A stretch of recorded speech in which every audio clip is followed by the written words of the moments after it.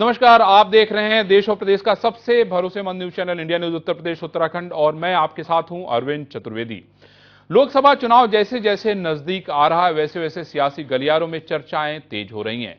नेता राजनेता active mode में आ गए हैं। एक तरफ भारतीय जनता पार्टी विपक्षी नेताओं को अपनी ओर खींचने में लगी है तो वहीं दूसरी ओर विपक्षी नेता एकजुट होते हुए नजर आ रहे हैं। 24 के रण को जीतने के लिए हर पार्टी पुरजोर कोशिश कर रही है। कांग्रेस समेत तमाम राजनीतिक दल बेंगलुरु में जीत के लिए मंथन तो कर रहे हैं, लेकिन वही सुभाषपा अध्यक्ष ओपी राजभर ने भारतीय जनता पार्टी से हाथ मिला लिया है, जिससे कि विपक्ष को तगड़ा झटका लगा है। अब ऐसे में सवाल यह है कि आखिर ओपी राजभर ने भारतीय जनता पार्टी का दामन क्यों थामा, और अगर थामा है तो क्या 2024 तक साथ रह पाएंगे? इन्हीं सारे सवालों का जवाब देने के लिए सुभाषपा के अध्यक्ष ओपी राजभर मौजूद रहेंगे, जिनसे हम पूछेंगे दमदारी के साथ दमदार सवाल।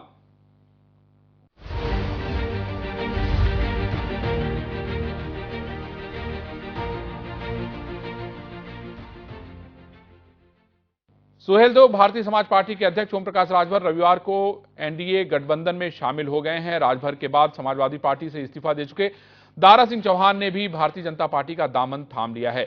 बीजेपी प्रदेश अध्यक्ष भूपेन्द्र चौधरी, डिप्टी सीएम केशव प्रसाद मौर्य, ब्रजेश पाठक की मौजूदगी में उन्होंने पार्टी की सदस्यता ग्रहण की, जिससे कि कहीं न कहीं विपक्ष को बड़ा झटका लगा है।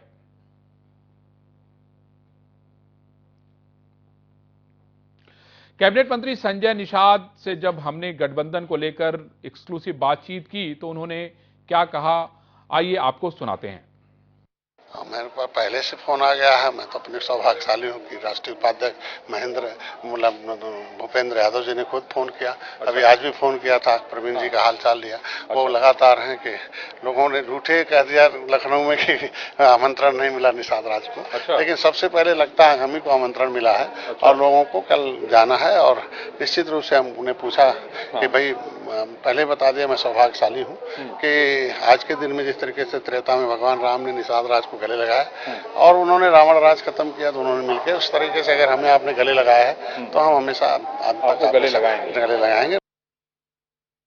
भारतीय जनता पार्टी में शामिल होने के बाद इंडिया न्यूज संवाददाता ने दारा सिंह से खास बातचीत की। इस दौरान उन्होंने क्या कहा, सुनिए आप भी।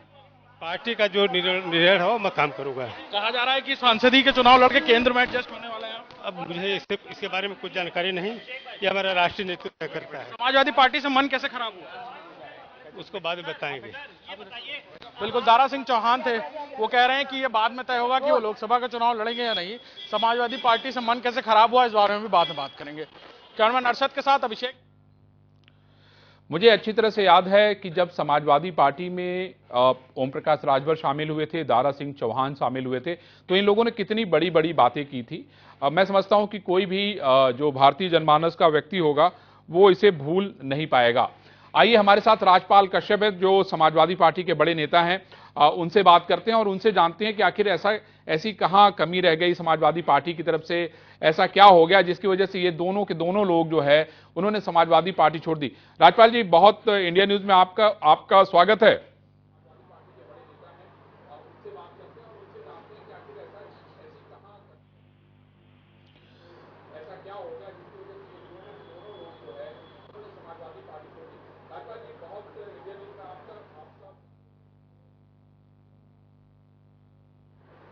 अरविंद जी आपका धन्यवाद। हाँ, और देखिए समाजवादी पार्टी ने पूरे बड़े मन से, बड़े इज्जत से माननीय अखिलेश यादव जी ने बड़ा सम्मान दिया था इन लोगों को।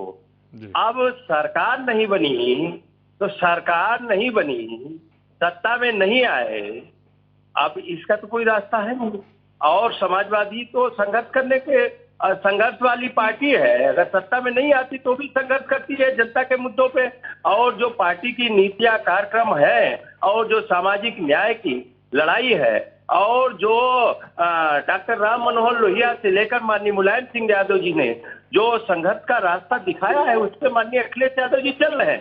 क्योंकि अगर सभी लोग सत्ता में बैठ जाएंगे और वो सत्ता, वो बीजेपी और उस बीजेपी में गए हैं ये लोग, क्या क्या बातें करते थे अरविंद जी, आपने भी सुना होगा क्या क्या बातें। मैं पूछना चाहता हूं, राजभर जी बताएं ये बातें करते थे कि सामाजिक न्याय की समिति की रिपोर्ट की बात करते थे। क्या सामाजिक न्याय समिति की रिपोर्ट लागू हो गई? ये आजभर राजभर और निषाद समाज और कश्यप समाज और बिंद समाज के आरक्षण की बात मुद्दा था। क्या आरक्षण लागू हो गया? क्या ये कहते थे बाबा जी को भीख मंगवाएंगे, इनको जहां भिखारियों की ट्रेनिंग होती है वहां योगी आदित्यनाथ को पहुंचाएंगे और मोदी जी को गुजरात लेकिन राजपाल जी मेरा सवाल आपसे ये है, राजपाल जी मुद्दे तो ठीक है, कार्यक्रम नहीं होता है जिसका कोई वही नहीं है, बात का वजूद नहीं है, वैल्यू नहीं है, तो ये समाज इनका गुलाम नहीं है। कोई समाज लिखा पढ़ी में पट्टा करके नहीं आया है तहसील में इनके लिए, या इनका गुलाम हो गया। समाज ने नहीं, वो सही कहा आपने। ये आप राजपाल जी मेरी बात सुन लीजिए, राजपाल जी मेरी बात सुन लीजिए, मेरी बात सुनिए राजपाल कश्यप जी। मेरा सिर्फ ये कहना है कि आपको जब ये समझ में आ रहा था कि ये लोग मौसम वैज्ञानिक हैं, इनको ये मौसम को देख के काम करते हैं, इन्होंने उस समय मौसम आपका देखा, आपके यहाँ भीड़ हो रही थी, इन्होंने उस मौसम का अनुमान लगाया और आपकी तरफ चले दिए। अब जो है इनको ये मौसम समझ में आया होगा कि भाई ना हम मंत्री बन पाए ना हम संतरी बन पाए, इसलिए यहां से जो है धीरे से किनारा करो, और उन्होंने यही किया। आपको भी तो ये समझ में आना चाहिए कि आप किसको ले रहे हैं, कल को ये आपके साथ रहेंगे कि नहीं रहेंगे इसकी कोई गारंटी नहीं है। तो यही हुआ। तो इसमें मैं समझता हूं कि समाजवादी पार्टी को भी अपने गिरेबान में जाके देखना चाहिए कि भाई आप केशव मौर्य से गाड़ी छीन लेते हैं, आप जो है राजभर को, भाई राजभर ओम प्रकाश राजभर क्या कह रहे थे कि भाई अखिलेश यादव आजमगढ़ के चुनाव में आए हैं, वो उनका कहना था कि भाई आपके राष्ट्रीय अध्यक्ष आजमगढ़ के चुनाव में नहीं गए, उसकी वजह से वो लोग आजमगढ़ हार गए।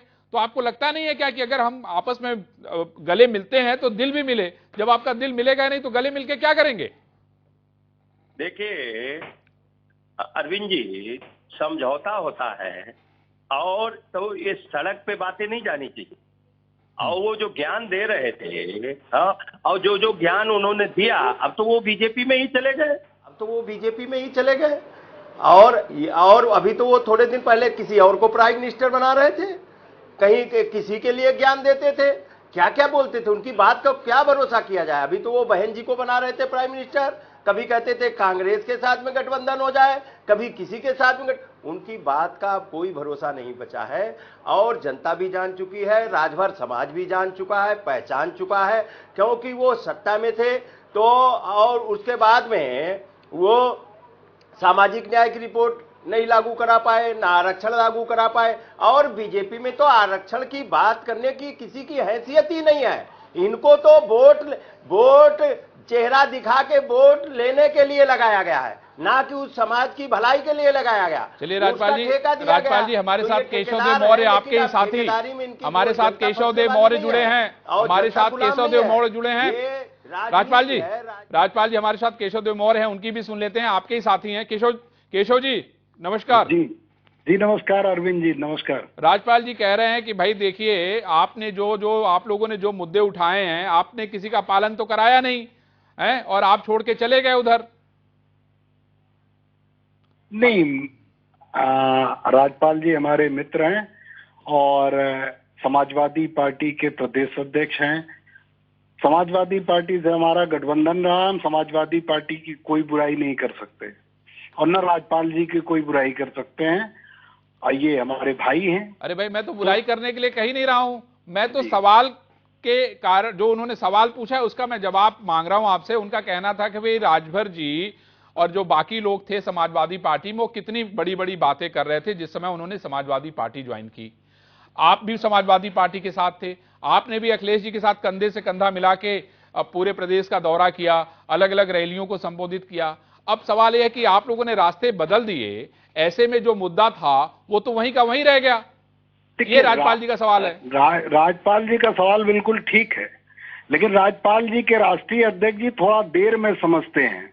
मैंने ओम प्रकाश राजभर जी, स्वामी प्रसाद मौर्य, इन सबको, ओम प्रकाश राजभर जी को जोकर कहा था कि राजनीतिक जोकर हैं, और ये सब आरएसएस के लोग हैं, आरएसएस के इशारे पर काम करते हैं और आरएसएस के इशारे पर आएंगे और आरएसएस के इशारे पर धोखा दे के चले जाएंगे। अभी तो और बहुत लोग जाने वाले हैं। स्वामी प्रसाद मौर्य जी के साथ जितने लोग आए हैं वो भी इस्तीफा दे के जल्दी चले जाएंगे, क्योंकि वो लोग ये अखिलेश जी के लोग नहीं है। अखिलेश जी को मैं इतना तो चाहता था अखिलेश जी से कि मुझे एमएलसी मत बनाइए, लेकिन शाक्य सैनिक कुशवाहा मौर्य समाज में अगर किसी को बनाना है तो अपने किसी कार्यकर्ता, पुराने कार्यकर्ता को बनाइए, स्वामी प्रसाद मौर्य को मत बनाइए। नहीं, ये सब लेके चले जाएंगे, कुल नुकसान करेंगे आपका। तो ये राजपाट करना नहीं जानते। अब महान दल से गठबंधन था, 8 सीट देने की बात हुई थी, 2 दिया। मैं तब भी इनके साथ रहा। एक इन्होंने गाड़ी दी थी गिफ्ट में, वो भी उठा लीजिए। अरे उठाए भी तो इज्जत से लेते, हमसे कह देते, हम पहुंचा देते, एजेंसी से उठवा लिए। तो ये इनको राजपाट करने न इनको आता है न बसपा को आता है। मैंने बसपा को समर्थन किया, कहा कि मैं बसपा को मजबूत करना चाहता हूं। जिस वोट के दम पे बसपा मजबूत थी, जिस वोट के दम पे बसपा मजबूत थी शाक्य सैनिक कुशवाहा मौर्य समाज के, वो उनको देने के तैयार पूरे प्रदेश में। 1 महीना हो गया, 15 जून 2000। केशव जी, आपका मन बसपा से भी भर गया है? नहीं, भरा नहीं है, लेकिन तकलीफ है कि इन लोगों को राजपाट करना नहीं आता। ये भाजपा से नहीं सीखते। जिस ओम प्रकाश राजभर ने आदरणीय अमित शाह जी को, मोदी जी को, हमारे मुख्यमंत्री योगी आदित्यनाथ जी को भर भर के गालियां दी थी, ऐसी गाली दी थी जो आप टीवी चैनल पर बिना म्यूट करे दिखा नहीं सकते, उन्होंने ले लिया। और अगर किसी छोटे दल से, राजनीति यही है केशव जी, किसी से नुकसान मैंने कुछ कह भी दिया तो इतना नाराज हो गए, इतने फूल गए कि माफी मांगने भी माफ नहीं कर पाए अखिलेश जी। देखिए, यही दुर्भाग्य है ना, राजनीति में समय को पहचानना चाहिए। राजपाल जी, क्या जवाब है आपका केशव देव मौर्य जी के सवालों का? देखिए, समाजवादी पार्टी के राष्ट्रीय अध्यक्ष माननीय श्री अखिलेश यादव जी ने सभी को सम्मान, बराबरी का दर्जा दिया, सबको बराबर में बैठाला, सबको सम्मान दिया। अब नहीं, सत्ता गलत नहीं बात, आई तो अब नहीं, और सबको बराबर। आपकी बारी में मैं नहीं बोला। अगर किसी को सम्मान देने आता है तो भाजपा वालों को आता है। अनुप्रिया पटेल अभी 2 सीट पे उपचुनाव लड़ी है। क्या सम्मान नहीं, इतना बड़ा मौर्य जी, वहाँ सम्मान नहीं, 2 सीट में वहाँ भी अभी ये राजभर जी गए हैं, ये दल में नहीं गए, दलदल में गए हैं। तो ये बात मत करिए। वहाँ बिल्कुल वहाँ उनको हैसियत में रखा जाएगा। यहाँ सम्मान दिया गया था, बीजेपी में उनको हैसियत में रखा जाएगा। जो बीजेपी में बैकवर्ड नेता गया उसकी कोई हैसियत नहीं है, उनको हैसियत में। अब राजभर जी को हैसियत पता लग जाएगी। हम लोग किस हैसियत में रखा है? बेमतलब की बात कर रहे हो यार, उनकी बेमतलब हैसियत पता लग जाएगी। एकदम बात मत करिए। हम आपके मुद्दों के साथ हैं, उसकी कोई हैसियत नहीं है, जाति जनगणना के साथ हैं, केवल समाजवादी पार्टी ने दिया। आपके राष्ट्रीय अध्यक्ष सारे मूवमेंट के साथ हैं। ये भी मानते हैं कि जो दलित पिछड़ों को मिला है वो सपा और बसपा में मिला। जो भी दलित पिछड़ों को सम्मान और ताकत मिली हो अखिलेश यादव, वो माननीय नेताजी मुलायम सिंह यादव जी और मान्यवर कांशीराम साहब की वजह से मिली, ये मैं मानता हूँ। लेकिन आप लोगों को व्यवहार नहीं आता, व्यवहार सीखना पड़ेगा आपके राष्ट्रीय अध्यक्ष मुलायम सिंह या दारा चौहान जो आज गए हैं, इनको पहली बार राज्यसभा किसी ने बनाया था। आपके राष्ट्रीय अध्यक्ष जी को नहीं आता, सीखना पड़ेगा। भाजपा से सीखिए कि किस तरह क्षमा किया जाता है, किस तरह अपने फायदे के लिए गधे को बात का। तो माननीय मुलायम सिंह यादव जी ने बनाया, वो बीजेपी ने किसी पिछड़े नेता को बना दिया। और ये ज्यादा बोलने वाले लोग, बड़बोलेपन बोलने वाले लोगों को, बड़बोलों को तो मैंने मना किया था। इनके किसी के बड़बोले लोगों को मैंने स्वामी प्रसाद मौर्य को मना किया था। वो आरएसएस के लोग हैं, ओम प्रकाश राजभर और ओम प्रकाश राजभर, स्वामी प्रसाद मौर्य मना किया था। माने आप लोग 30 पार्टियां ले रही, मना किया था। टीवी चैनल पर बयान दिया मैंने। ये उन्हीं की सारे पर काम करते हैं, आपको नुकसान पहुंचाने आए, आपको ओवर कॉन्फिडेंस कर दिया और आप 400 सीट जीतने लगे। भाई 403 बताते, 402 बता रहे। अरे थोड़ा दिमाग लगाया करो अरविंद जी, इनसे कह लीजिए। अब भाई देखिए, ऐसा है कि मैं दोनों लोगों से तो देखिए मैं तो यही कहूंगा, देखिए मैं दोनों लोगों को यही कहूंगा कि देखिए ऐसा है अरविंद जी, एक दिक्कत है, मुझे राज्यपाल जी की आवाज सुनाई नहीं पड़ रही है और मेरे ऑडियो में दिक्कत आ रही है कि मेरी आवाज मुझे सुनाई दे रही। ओह, चलिए मैं समझता हूं कि दोनों लोगों की आवाज जनता ने सुन ली है और जनता फैसला करेगी, क्योंकि जनता ही जनार्दन है। और जनता जनार्दन ने जो राजपाल जी, बीजेपी को हटाएगी अरविंद जी, जनता बीजेपी को हटाएगी और माननीय अखिलेश यादव जी का पीडीए पूरे देश से एनडीए को रोकने का काम करेगा। मैं कह रहा हूं सर, सुन लीजिए, अपने राष्ट्रीय अध्यक्ष जी को सुना दीजिएगा। क्षमा बड़न को चाहिए, छोटन को उत्पात। हमसे अगर गलती हो गई थी, अगर मैंने क्षमा मांग लिया था दिल से, तो आपको माफ करना चाहिए था। यही सत्ता प्राप्त करने का रास्ता था। अगर 2 वोट बढ़ता है तो कोई अगर कुछ पहले कहा है, अगर भूल बस उससे अगर माफी मांग रहा है तो माफ करना चाहिए। देखिए भाजपा ने किस तरह बड़ा राजपाल जी ये बताइए कि अब भाई राजपाल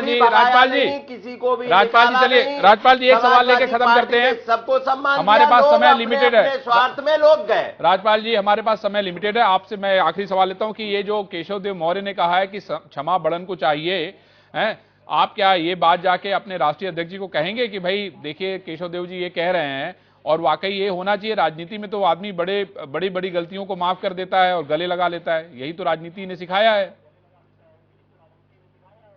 देखिए अरविंद जी, समाजवादी पार्टी के राष्ट्रीय अध्यक्ष जी ने इनको भी बहुत सम्मान दिया और भी जितने दल थे सबको सम्मान दिया और किसी भी दल को उन्होंने अपनी तरफ से एक शब्द नहीं बोला और न किसी को निकाला। लोग स्वयं अपने अपने बयान देके और राष्ट्रीय अध्यक्ष जी पे अनगल टिप्पणी करके लोगों ने खुद ही बयान दे के अपनी बातें बिगाड़ी। चलिए ठीक है राजपाल जी, आपने चलिए बहुत राजपाल जी हमारे पास समय लिमिटेड है, आपने हमसे बात की, बहुत धन्यवाद। हम उम्मीद करेंगे कि भविष्य में राजनीति के धार को, पानी को पहचानेंगे और ये भी उम्मीद करेंगे कि निश्चित रूप से अगर छोटी मोटी गलतियां किसी से हुई तो उनको माफ भी करेंगे। हमारे साथ पूर्व deputy CM Dinesh Sharma ji, Bharatiya Janata party के बहुत वरिष्ठ नेता हैं, वो जुड़ गए हैं, उनसे सीधे बात करते हैं। दिनेश जी नमस्कार। जी नमस्ते। दिनेश जी, भारतीय जनता पार्टी ने अपने आशा के अनुरूप जो है लोगों को आपस में मिलाने का काम शुरू कर दिया है। राजभर आपके साथ आ गए हैं, दारा सिंह चौहान ने आज ज्वाइन कर लिया है। क्या संदेश देना चाहते हैं और आने वाले दिनों में और क्या करने जा रहे हैं आप? देखिए, भारतीय जनता पार्टी एक कैडर बेस्ड पार्टी है जो मोदी जी और योगी जी के नेतृत्व में पूरे देश प्रदेश में तेजी के साथ जनता में ग्राह्य हुई है। अब बहुसंख्यक के साथ साथ अल्पसंख्यक भी तेजी के साथ बीजेपी से जुड़ रहा है। तो जिस प्रकार से गरीब कल्याण की योजनाओं से जो अनुसूचित और पिछड़े वर्ग के लोग लाभान्वित हुए हैं, मुस्लिम वर्ग के, पसमानदा वर्ग के लोग लाभान्वित हुए हैं, उन्होंने पार्टी में एक नई ऊर्जा पैदा करी है। और जो योगी जी का संकल्प है कि 80 की 80 सीटों को जीतना है बीजेपी को इस बार यूपी के लोकसभा चुनाव में। लेकिन आज जो घटक दलों की बैठक हुई है दिनेश जी बैंगलोर में, उसको लेके आप क्या कहते हैं? आप इतने बड़े उसमें ये अंदर से दीमक लग चुकी है एकता की। जो दीमक है उसमें स्वार्थ की, एकता का जो उनका भाव है उसमें स्वार्थ की दीमक लग चुकी है और दीमक अंदर से खोखला करती, बाहर से दिखाई नहीं पड़ता।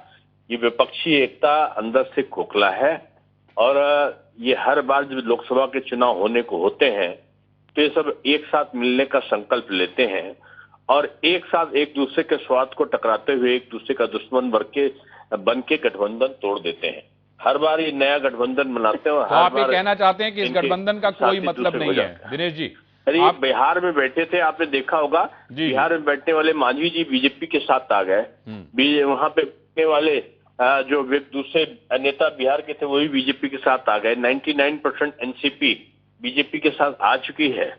अभी देखिए बेंगलुरु में बैठने वाले कितने लोग वापस बीजेपी की तरफ आते हैं, क्योंकि ये मुद्दा दिनेश जी हमें इंतजार रहेगा, हमें इंतजार रहेगा और देश को भी इंतजार रहेगा कि कौन यूपीए में जाता है और कौन एनडीए में शामिल होता है। कल आपकी एक बड़ी बैठक है और मैं समझता हूं कि आप लोगों की रणनीति पूरी हो गई होगी। आपने चलिए इंडिया न्यूज से बात की, बहुत बहुत धन्यवाद दिनेश जी। हम लोग फिर आने वाले वक्त में बात करेंगे। Thank you. कैबिनेट मंत्री संजय निषाद से इंडिया न्यूज ने खास बातचीत की है। इस दौरान उन्होंने क्या कुछ कहा, आपको आइए सुनाते हैं। उत्तर प्रदेश के मत्स्य विकास के मंत्री संजय निषाद हमारे साथ हैं, आज इंडिया न्यूज के स्टूडियो आए हैं। संजय जी, इंडिया न्यूज के स्टूडियो में आपका स्वागत है। संजय जी, अब ओम प्रकाश राजभर, देखिए आप कह ही रहे थे कि बड़े भैया हैं हमारे, हैं आज है उनका स्वागत है, क्यों? और वो रोज कह रहे थे कि हम बहुजन समाज पार्टी मायावती के रोज कसीदे पढ़ रहे थे, हैं? मैं तो पहले से जानता ना, मैं तो मौसम वैज्ञानिक को कौन कहाँ आएगा कौन कहाँ जाएगा, तो भैया के बारे में जानता हूँ कि वो सामाजिक नेता हैं राजभर समुदाय के, और समाज का हित तो सरकार से हो सकता है। समाज सस्ते में समस्याओं का समाधान करती है, समाज सुख, सरकार सुख देती है, सरकार जो है मतलब दुख को खत्म करती है, सरकार समस्याओं के समाधान करती है। सरकार केंद्र में ये वो सरकार में सुख लेने आ गए हैं। रिश्ते इस रूप में उन्हें मालूम है कि जहाँ सुख का होता वहाँ इधर उधर चाहते हैं, पहले भी थे आज भी थे। मैं पहले भी कहा कि आएंगे, आज नहीं कल आएंगे, और मैं तो खुश इसलिए हूँ कि उनके समाज का मुद्दा मेरे समाज का मुद्दा है, एक ही है, और हम दोनों भाई मिलकर निश्चित रूप से उसको निर्णायक तौर पर लाया हूँ, उसको पूरा हल करेंगे। तो आपको लगता नहीं है कि यही काम इतने दिन से कह रहे थे वो अगर पहले किए होते तो शायद ज्यादा अच्छा होता? इस समय अब भैया हैं और ऐसे सलाहकार रहते थे, धीरे धीरे उन्हें हमारी सलाह को माना हम लोगों के, और आज आ गए, और बड़ी खुशी है कम से कम कि राजभर समुदाय का भी निषाद समुदाय के साथ जिस तरीके से हमने निषाद समुदाय के लिए तमाम नीतियां बनवाई हैं, और प्रधानमंत्री मत्स्य संपदा योजना 20,000 करोड़ रुपए पहली बार है कि जो 70 साल में 3,000 करोड़ रुपया कांग्रेस ने दिया था, जो 6 साल के लिए 26,000। उत्तर प्रदेश में निषाद राज बोर्ड योजना, मुख्यमंत्री संपदा योजना, मछुआ कल्याण कोष की स्थापना कराना, ये सबसे बड़ी बात है कि मछुआ समुदाय के जो लोग थे वो इतना उपेक्षित थे कि सताए गए लोग थे कि सभी लोग उनको बहुत कमजोर निरीह समझते थे। अब उनको लगा कि नहीं, 18% आबादी हमारी है और हम किसी को हराते हैं, किसी को जिताते हैं या किसी को सरकार में बनाते हैं। तो अब भैया आ गए हैं, तो जिस नाव पर निषाद बैठता है वो नाव कभी डूबने नहीं देता। तो भैया भी है और भारतीय जनता पार्टी भी है, तो दोनों भाई मिलकर काम करेंगे निश्चित रूप से। नहीं आ, लेकिन ये कह रहा था कि आज जो है विपक्षियों की बैठक के लिए बहुत सारे नेता वहां गए हुए हैं, जयंत चौधरी यहाँ से गए हैं, अखिलेश यादव यहाँ से गए हैं, कृष्णा पटेल यहाँ से गई हैं, क्या कहना है आपका? ये सब बटरे जोगे मठ उजाड़ है, ये मोहर लगाने गए हैं कि मोदी जी ही देश का नेतृत्व कर सकते हैं, मोदी जी ही पिछड़ों और अति पिछड़ों और निषादों सभी समुदाय के लोगों के नेता हैं, और वही देश का नेतृत्व कर सकते हैं और देश की अर्थव्यवस्था सही कर सकते हैं, और अंतर्राष्ट्रीय स्तर पर इस देश का फिर सम्मान बढ़ा सकते हैं। बाकी और किसी में कुवत नहीं, बाकी किसी में कुवत नहीं है। राजभर भी कह रहे थे, ओम प्रकाश राजभर कह रहे थे कि भाई समाजवादी पार्टी के साथ कोई नहीं रह सकता। आप किसी का भी गठबंधन देखिए, जिसका गठबंधन हुआ उसका टूट गया। अब एक्चुअल में समाजवादी पार्टी तब समाजवादी पार्टी थी जब माननीय मुलायम सिंह थे, और चूंकि जो उस चीज को पैदा करता है, खड़ा और बड़ा करता है, उसके दर्द को समझता है, तो माननीय मुलायम सिंह समझते थे कि समाजवादी पार्टी को कैसे खड़ा बड़ा किया, कैसे उसको धरातल पर लाना है। यहाँ तो सब अखाड़े भाड़े पहलवान आ गए, अखाड़े वाले खत्म हो गए। तो अब इनके पास जब अखाड़े पहलवान नहीं है, भाड़े वाले हैं, तो भाड़े वाले अपना सलाह देते रहते हैं। अब भाड़े वाले सलाह देते हैं तो एक महीने कोई और नीति होगी, एक महीने कोई और नीति होगी, कोई और किसको कैसे साथ रखना है, उसके कैसे व्यवहार करना है और कैसे उसे लाया गया है। तो उसे जिस तरीके से भारतीय जनता पार्टी देखिए जो है गठबंधन दर निभाती है, और किस तरीके जैसे अनुप्रिया पटेल पहले से हैं, 3 चुनाव लड़ चुकी, मैं भी 2 चुनाव से हूँ। तो ऐसे में एक लंबा सफर तय करने के लिए लोगों को बड़ा लंबा दिल दिखाना पड़ता है, और जो भारतीय जनता पार्टी दे रही है, और समाजवादी पार्टी वो चीज है नहीं। कल एनडीए की बैठक है, उसमें आप भी आमंत्रित होंगे मेरे ख्याल से? मेरे पास पहले से फोन आ गया है। मैं तो अपने सौभाग्यशाली हूँ कि राष्ट्रीय उपाध्यक्ष भूपेंद्र यादव जी ने खुद फोन किया। अभी आज भी फोन किया था, प्रवीण जी का हाल चाल लिया। वो लगातार हैं कि लोगों ने रूठे कह दिया लखनऊ में कि आमंत्रण नहीं मिला निषाद राज को, लेकिन सबसे पहले लगता है हम ही को आमंत्रण मिला है, और लोगों को कल जाना है। और निश्चित रूप से हम उन्हें पूछा कि भाई पहले बता दिया, मैं सौभाग्यशाली हूँ कि आज के दिन में जिस तरीके से त्रेता में भगवान राम ने निषाद राज को गले लगाया और उन्होंने रावण राज खत्म किया, तो उन्होंने मिलकर उस तरीके से अगर हमें आपने गले लगाया है तो हम हमेशा आपको गले लगाएंगे रात में। अच्छा, मुझे ये बताइए संजय जी कि अब सबसे जो बड़ा सवाल है वो है टिकट बंटवारे को लेके। भाई राजभर आएंगे तो वो भी अपना हिस्सा मांग रहे हैं, आप अपना हिस्सा अलग मांग रहे हैं, अनुप्रिया पटेल अपना हिस्सा अलग मांग रहे हैं, सुन रहे 1-2 दल और आने वाले वो भी अपना हिस्सा अलग मांग रहे हैं। तो इसे लगता नहीं कि आपके ऊपर कोई प्रभाव पड़ेगा? मेरे तो और भी दल आए तो स्वागत है, हमें सीट नहीं जीत चाहिए। और जीत मैं दे रहा हूं 2019 से 2022 2023 जीत दे रहा हूं। हम 2024 भी जीत देंगे। हम जब भारतीय जनता पार्टी को जिताएंगे तभी तो उनसे कुछ नीतियां बना पाएंगे। समाज के मुद्दे को हल करने के लिए हम लोग आए। अनुप्रिया जी थी पहले से, हम आए तो कोई प्रभाव तो पड़ा नहीं, बल्कि और मजबूत हो गई। और हम आए हैं, राजभर भैया आए हैं, तो जिस तरीके अनुप्रिया मजबूत हुई वैसे हम अनुप्रिया दोनों लोग मजबूत होंगे। राजभर जी आएंगे तो जीत और राजभर जी कह रहे हैं कि मुझे बिहार में भी सीट चाहिए, उसके अलावा मध्य प्रदेश में भी सीट मांग रहे हैं। क्या निषाद पार्टी भी मध्य प्रदेश और बिहार और बाकी राज्यों में भी सीट की मांग कर रही है क्या? मैं तो पहले से चुनाव लड़ चुका हूं मध्य प्रदेश छत्तीसगढ़ में, और हम इससे पहले विधानसभा चुनाव लड़ चुके हैं। और यूनिट है मध्य प्रदेश में है, छत्तीसगढ़ में, झारखंड में, बिहार में है, उत्तराखंड में है, हरियाणा में, दिल्ली में, राजस्थान में है, महाराष्ट्र में है, और हमारा देखो तमिलनाडु में है। और सब जगह मांगेंगे आप? नहीं, हम मांगेंगे नहीं, बड़े भाई हैं भारतीय जनता पार्टी। अब माननीय गृह मंत्री जी को मैं अपना राजनीतिक सलाहकार, राजनीतिक गार्जियन मान चुका हूं, और उसके हिसाब से उन्होंने 2022 में जो हमारे साथ उन्होंने सम्मानजनक सीटें दी और जीत भी दिया, जाके प्रचार भी किया, मदद भी की, हर तरह से तन मन धन से भोजन भरी थाली को जिताया। तो हमें पूरा उम्मीद है कि बड़े भाई की भूमिका में भारतीय जनता पार्टी एक सम्मानजनक सीटें भी देगी और उसको जिताएगी, और विधानसभा लोकसभा में दाल में घी डाल देंगे इस बार। मुझे आपको उम्मीद लग रहा है कि बाकी मध्य प्रदेश, छत्तीसगढ़, बिहार कुछ मामला बनेगा? मैं तो पूरे प्रदेश, आप तो इसलिए अभी बता रहा हूँ, पूरे देश के निषादों के हितों के लिए, देश के मछुआरों के लिए। इससे पहले कि राजीव गांधी जी थे जब प्रधानमंत्री, तो मेरे समुदाय के लोगों ने कॉन्स्टिट्यूशन क्लब में एक 30 दिवसीय राष्ट्रीय अधिवेशन किया था। ये बी रामचंद्रन राव थे, साइंटिस्ट थे, और उसके बाद उन लोगों ने कुछ नहीं किया, हमारे समाज के मुद्दे को इसे छोड़ दिया। आज मोदी जी हमारी चिंतन करते हैं, मछुआ समुदाय के लिए मत्स्य मंत्रालय अलग किया, पहली बार में ब्लू रेवोल्यूशन आया, 20,000 करोड़ रुपया दिया, फिर 26,000 करोड़ रुपया दिया। तो ऐसे में पूरे देश के मछुआरों के हितों के लिए फ्री में बीमा है। तो ऐसे में हमारे इनको विकास की मुख्यधारा में लाने के लिए अगर मोदी जी सोच रहे हैं, तो हमें पूरा उम्मीद है कि जिस तरीके से उत्तर प्रदेश में भोजन भरी थाली आई, 11 विधायक हैं और आज के दिन में नेतृत्व करने का अवसर मिला है, उसी तरीके से निषाद पार्टी को भी लोकसभा में नेतृत्व करने का अवसर मिलेगा और भोजन भरी थाली आएगी। एक राजनीति से इधर सवाल, आजकल एक महिला पाकिस्तान से आ गई, सीमा हैदर, उसकी बड़ी चर्चा हो रही है। आपको क्या लगता है, क्या होना चाहिए? सीमा हैदर को यहाँ रखना चाहिए, पाकिस्तान भेज देना चाहिए? लोग बड़ा सवाल पूछ रहे हैं मंत्री जी, आपको क्या लगता है? पाकिस्तान भी हमारा ही है, भारत भी हमारा ही है, वो तो कुछ नेताओं ने बांट दिया है। और वो सब भारतीय खून है, और भारतीय खून है इसलिए हम लोग सीधे साधे लोग हैं, धोखा खाए हैं। तो इसलिए मैं चाहता हूँ कि सीमा हैदर को यही रखा जाए, कहीं नहीं भेजा जाए, यही रखा जाए। देखिए, ये थे संजय निषाद। संजय निषाद का विचार बड़ा स्पष्ट है राजनीति को लेकर। उनका कहना है कि भाई निषाद पार्टी के एकमात्र पूरे देश में यही प्रतिनिधित्व करते हैं, उनके मुद्दों को उठाते हैं, उनकी समस्याओं को उठाते हैं। तो इनको उम्मीद है कि जो 2024 का लोकसभा चुनाव होगा उसमें निषाद पार्टी बड़े पैमाने पर हर जगह दिखेगी। उत्तर प्रदेश तो उसका मेन। तो ये आपने देखा संजय निषाद किस तरीके से भारतीय जनता पार्टी के कसीदे पढ़ रहे थे, और उनको लगता है कि भारतीय जनता पार्टी को बड़े भाई के रूप में अपना के उनका फायदा जरूर दिखाई पड़ रहा है। कल भारतीय जनता पार्टी के लिए बहुत अहम दिन है। कल एनडीए की बड़ी बैठक है और बैठक में शक्ति प्रदर्शन होगा। हम आपको बताते चले कि पूरे देश भर से जो एलाइज हैं उनको दिल्ली बुलाया गया है और उनको 5 बजे एक बड़े कार्यक्रम में शामिल किया जाएगा, जिसको प्रधानमंत्री नरेंद्र मोदी संबोधित करेंगे।